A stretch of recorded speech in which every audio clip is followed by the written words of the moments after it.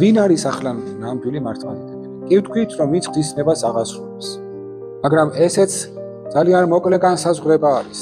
შეიძლება თუ მარტო ამ კრიტერიუმის დაუდგენთ ჩვენს თავს, ვთქვათ თითოეულმა ჩვენთაგანმა, რომ აი მე ვცდილობ, რომ ღვთისნება აღვასრულო. ალბათ უფრო კარგად და მოკლედ ამ საკითხს განსაზღვრავს სხვა განმარტება.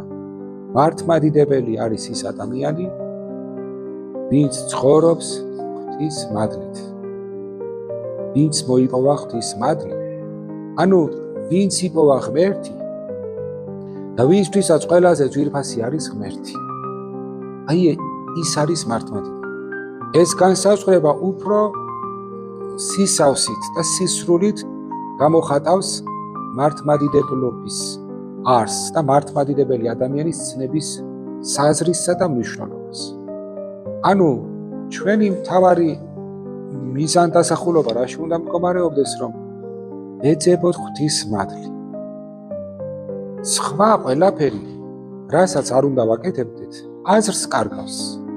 როგორც თეორიაში განსწავლა, როგორც აღვნიშნეთ, ასევე პრაქტიკული საქმიანობაც კი.